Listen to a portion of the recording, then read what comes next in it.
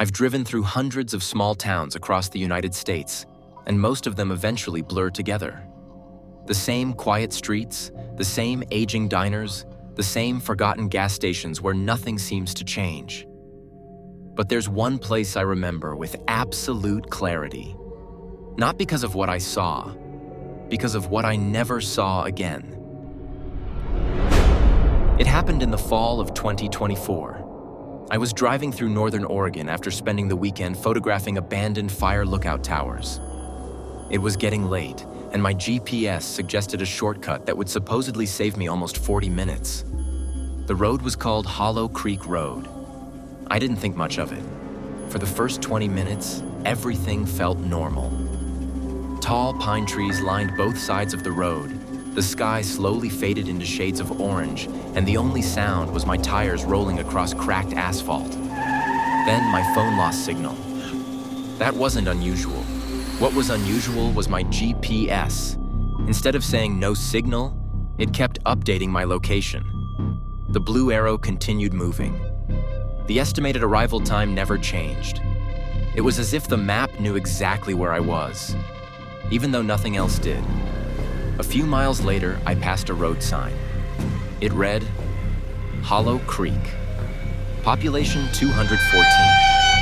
I remember slowing down because the town looked strangely empty. There were houses, cars, mailboxes, even porch lights. But I couldn't see a single person. Not one. I told myself everyone was inside eating dinner. Still, something felt wrong. The town looked too perfect. Every lawn had been cut. Every curtain was closed. Every vehicle looked clean. It didn't feel abandoned. It felt paused. As I drove farther, I noticed something else. Every clock I could see through the windows showed exactly the same time. 7:18. The diner, the pharmacy, the hardware store. Even the clock mounted outside the old post office. 7:18. At first, I thought it was just a coincidence.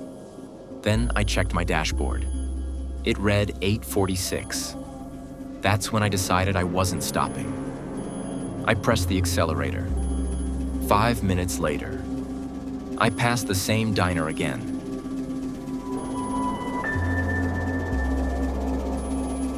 Same truck parked outside. Same bicycle leaning against the fence. Same clock. Still reading 7:18. I hadn't turned around. There weren't any intersections. Yet somehow I was back where I'd started.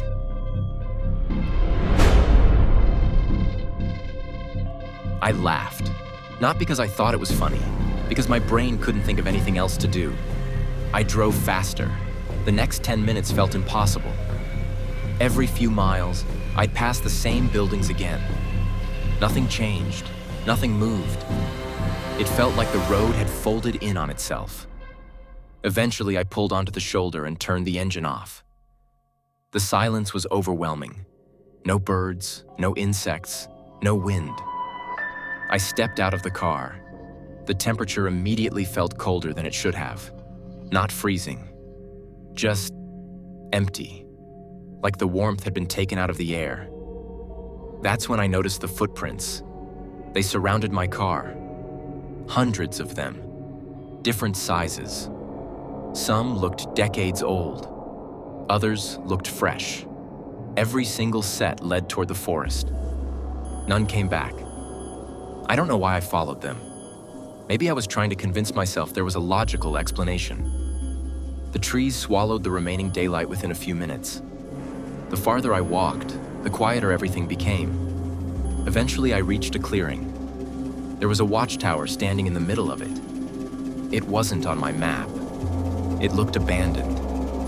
The wooden stairs creaked under every step as I climbed. When I reached the top, I realized why the tower had been built. From up there, I could see the entire town. Only, there wasn't just one town.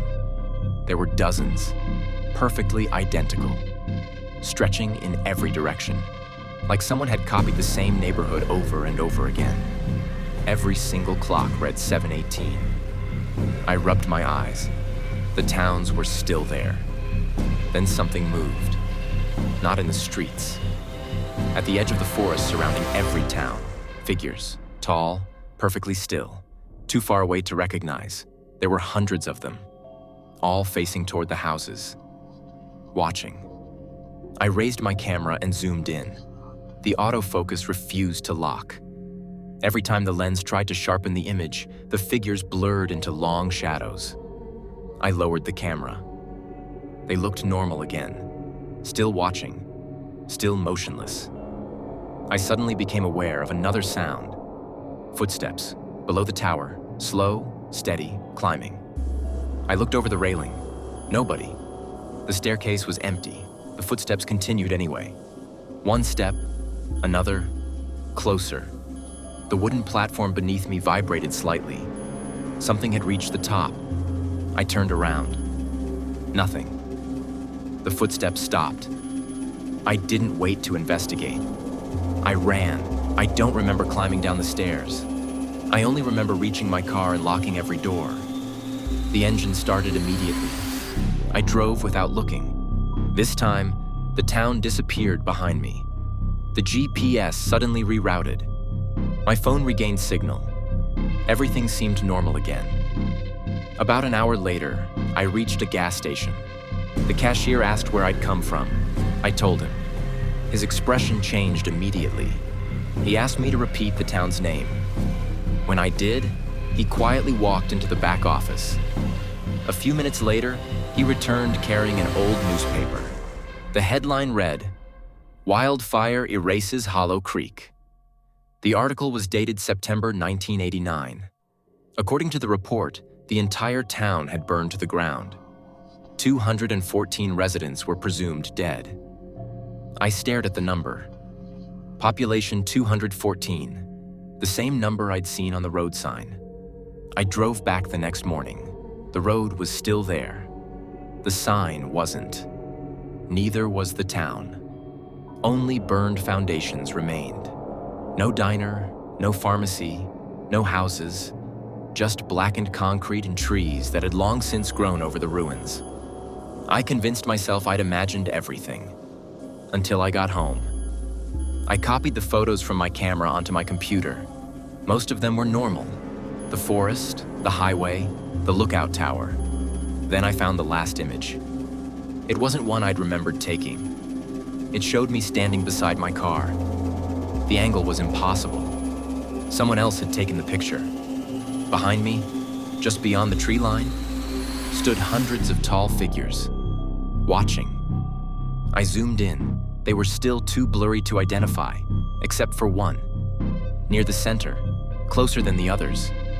It wasn't looking at the road. It wasn't looking at my car. It was looking directly into the camera. I deleted the photo, or at least I thought I did.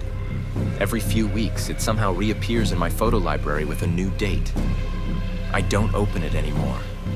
Sometimes I wonder if the town is still there, hidden somewhere beyond the trees, forever frozen at 718. But I'm never going back to find out. Because the thing that scares me most isn't the town. It's the possibility that something followed me home.